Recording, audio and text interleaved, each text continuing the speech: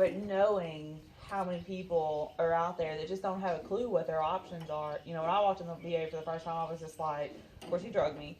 And it's like, I don't think I knew I was covered for women's benefits for 5 years from the time I got home from my last war zone.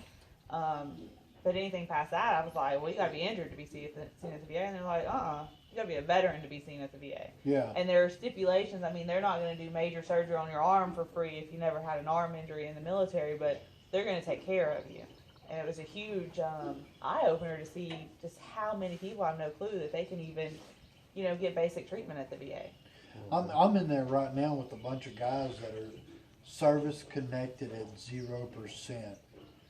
And you listen to their stories and you're thinking, these dudes are getting the shaft so bad.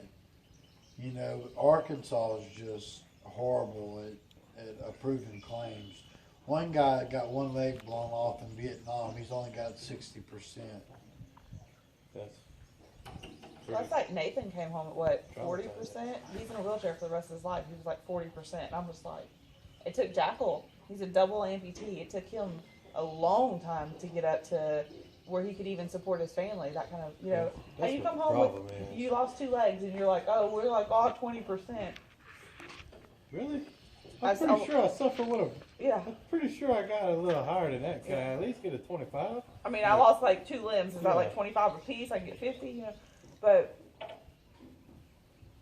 that's one thing that I love about Heroes in the Water, because you don't have to have that 20 or 30% disability rating. You don't have to be post 9/11. You don't have to have been in a combat zone. Exactly. You had to raise your right hand. I told both of y'all when we did that tournament and went to Buffalo Wild Wing. Whenever I saw y'all, Ashley was looking for something for me to do just to get out the house, because I gotta stay busy. And I told you, if I don't stay busy on a weekend, I'm going to the refrigerator. That's what's going to keep me busy. And that only caused a problem in the house. And I told you how it was associated with my ex and all that stuff. It became a habit, and more of a habit than a necessity. I didn't need it. And I did cut back once I realized the connection with me and Ashley, and that she actually cared. But you know how many people I could go fishing with? We live in southwest Louisiana. There's always somebody ready to go fishing. I could go fishing with anybody, but whenever we're watching the 10 o'clock news, and I see Josh talking about Heroes on the Water and working with veterans, we looked at each other simultaneously, and she's like, there you go. So, well, how in the hell, he didn't say nothing about how to find them. Did you hear anything? So we rewound it and said, I didn't hear nothing about how to find them. Well, of course, Google Queen got on there and found a website, and that's whenever I contacted Deanna at like midnight, that she responded back. Like that. Yeah. Immediately, same night. And I wasn't expecting it. I just sent an email thinking, okay, well, these people are going to check it tomorrow, Monday. No. Deanna emails me back at midnight saying they don't get good service. Either her or her husband will get back with me. Consider yourself lucky you don't answer my text. Well, it was email. It was email. And Deanna had access to that as well. So,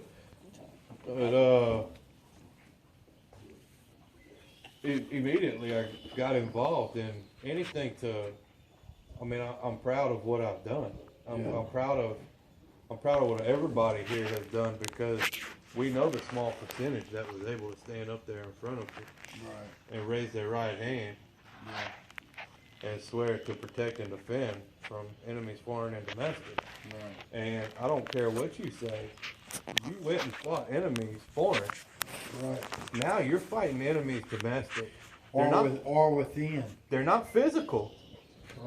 They're not physical enemies. They are enemies within yourself.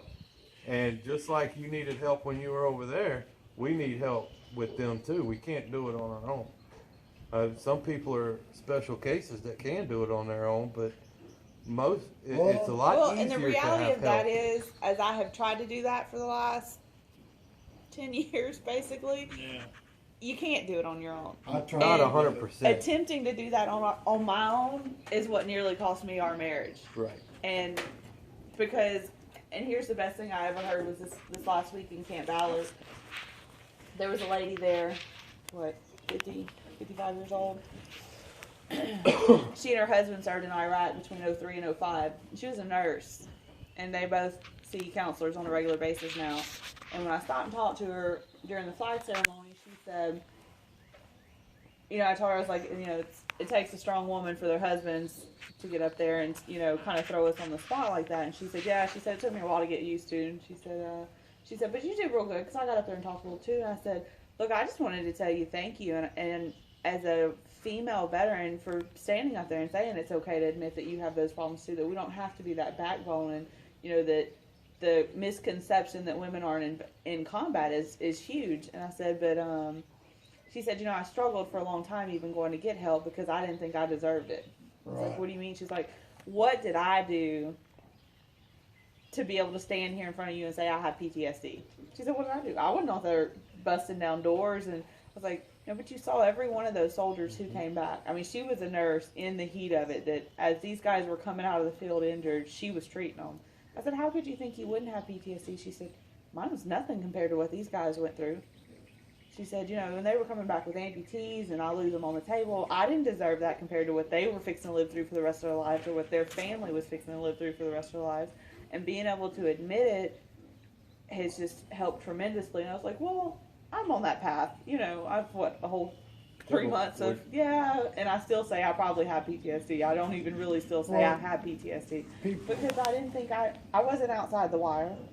But the incoming mortar rounds and... Yeah, but the trauma of seeing somebody in that situation is one thing in the civilian sector. But everybody here at this place right now, I'm almost positive considers each other family. Absolutely.